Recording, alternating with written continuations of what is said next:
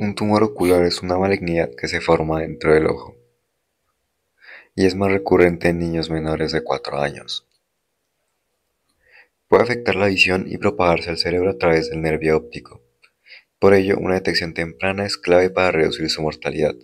Los métodos actuales como la resonancia magnética y la tomografía computarizada son muy costosos e invasivos por exponer al paciente a radiaciones ionizantes, y el ultrasonido y OST son no invasivos pero limitados en resolución o penetración. Por ello se propone el desarrollo de un sensor de antena planar microstrip operando en una banda industrial científica y médica ISM para una detección no invasiva de tumores oculares. Y en este video abordaremos ese desarrollo.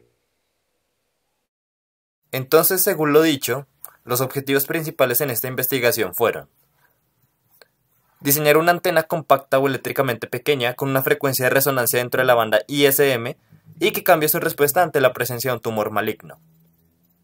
Esta antena se hizo sobre un sustrato Teslin biodegradable con permitividad de 2.2, un espesor de 0.35 milímetros y una tangente de pérdidas de 0.022. Inicialmente se propuso una antena monopolo alimentada por APS con una cinta con forma de U invertida.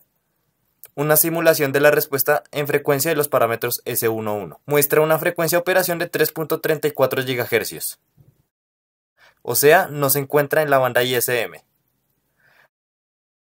Para llevar la frecuencia de resonancia a la banda deseada, se incrementa la longitud eléctrica con una cinta en forma de L. Se vuelve a simular los parámetros S11 y se obtiene una frecuencia de resonancia de 2.58 GHz. La longitud eléctrica de la antena llega a ser de lambda cuartos, pero aún no se llega a la banda deseada. En la siguiente etapa del diseño, se añade una ranura con forma de U en el plano de tierra. En los parámetros S11 se puede ver una mejora en cuanto a acople de impedancias, con una resonancia de 2.6 GHz. Pero esta se aleja un poco más de la banda ISM con respecto al anterior diseño. Por último, se hacen aberturas rectangulares en las esquinas del resonador, debido a su gran densidad de corriente. Esta vez los parámetros S1 de la simulación nos dan una frecuencia de resonancia de 2.45 GHz, la cual se encuentra dentro de la banda ISM.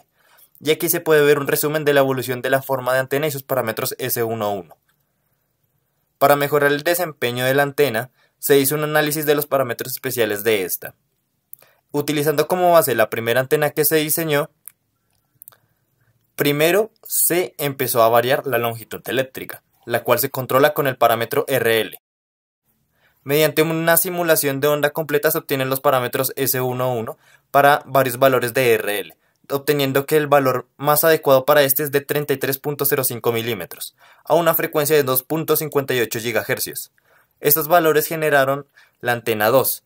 Luego se hizo un análisis de la respuesta de S11 para la ranura abierta en el plano de tierra. A este le corresponden los parámetros NG y MG. Con un NG fijo a 1.75 milímetros se varía MG entre 0 a 2.4 milímetros. Luego con MG valiendo 2.4 milímetros se obtiene la antena 3. Por último, se varía el ancho del elemento radiante denotado por A2. Esta modificación, aparte del corte de los rectángulos en las esquinas de la antena, nos llevó al diseño final. Con A2 de una longitud de 0.98 milímetros obtenemos una antena de banda ISM con un ancho de banda de 290 MHz. Finalmente se muestra una lista con todos los parámetros de la antena. Hay que destacar su ganancia realizada de 1.1 dBi y su directividad de 0.8 dBi. Para probar el desempeño de esta antena en espacio libre, la antena es fabricada con todas las especificaciones que se han mostrado hasta ahora. Las mediciones se hicieron en una cámara anecoica con un analizador de redes vectorial. Los resultados muestran un ancho de banda de 342 MHz con resonancia de 2.413 GHz y una ganancia de 0.94 dBi. En el documento se propone que esta desviación de los resultados puede deberse a un efecto parásito de la soldadura. Las condiciones para una antena eléctricamente pequeña se evaluaron usando la siguiente condición, donde K es el número de onda y A el radio de la mínima esfera que encierra la antena. A 2.413 GHz se tiene que Ka es igual a 0.44, entonces puede afirmarse que la antena es eléctricamente pequeña. Se construyó un modelo de ojo realista con capas biológicas reales. escleras, coloides, retinas, humor acuoso, lente, iris, cerebro, hueso, músculo, grasa y piel. Se utiliza la siguiente tabla que reúne todos los parámetros eléctricos necesarios para hacer una simulación con condiciones reales a 2.45 GHz. Se empezaron a hacer simulaciones de la antena sensor ubicando el modelo del ojo cerca de esta, en una distancia de campo cercana de 3 milímetros. La antena tiene una frecuencia de resonancia de 2.292 GHz. En un campo lejano de 5 milímetros, una frecuencia de resonancia de 2.38 GHz. Además, los valores de la tasa de absorción específica no superan los 1.6 watts sobre kilogramo, al aplicar una potencia de entrada de 1 miliwatt.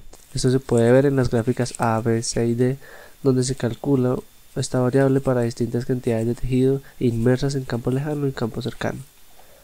Para tumor benigno en campo cercano se considera que tiene permitividad dieléctrica de 61.6 y conductividad de 4.09.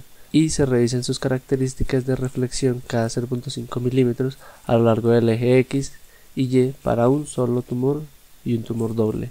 Los anteriores datos también se condensan en una gráfica y se obtiene una regresión polinomial de la relación entre la frecuencia de resonancia y el tamaño del tumor. Se puede ver en los parámetros S11 en presencia de un tumor. La frecuencia de resonancia cambia con respecto a los 2.292 GHz mencionados anteriormente. El desplazamiento máximo de la frecuencia de resonancia para el modelo de ojo SMC por un tumor cancerígeno es de 54 MHz. Esto demuestra que el sensor de antena propuesto es sensible a las variaciones en los tejidos de cuerpo y por lo tanto puede utilizarse para la detección temprana de tumores oculares. Se posicionó la antena frente a un modelo ocular con tumores artificiales de 3 y 3.5 milímetros de radio insertados en el humor vítreo. En esta parte se varía la posición del tumor para poder ver si esto afecta su detección. Los datos recogidos se muestran en esta tabla.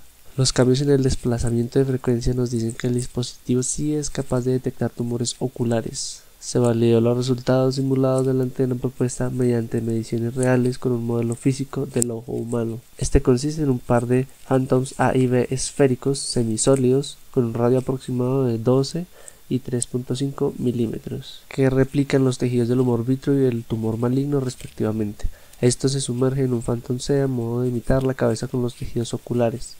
Aquí se muestran las mezclas utilizadas para crear estos phantoms, además de sus parámetros eléctricos muy parecidos a los propuestos en las simulaciones. La antena sensor es puesta frente al modelo ocular con y sin tumor. Con un analizador de redes vectorial se toma una muestra de los parámetros S11. Sin tumor, la frecuencia de resonancia es de 2.36 GHz con un solo tumor. Esta cambia a 2.29 GHz con un tumor doble es de 2.24 GHz. La frecuencia de resonancia medida es mucho mayor a la de los resultados de las simulaciones. Esto pudo deberse a variaciones en las propiedades eléctricas de los phantoms, tamaño ligeramente mayores de los tumores o la ausencia de algunas capas externas del ojo real.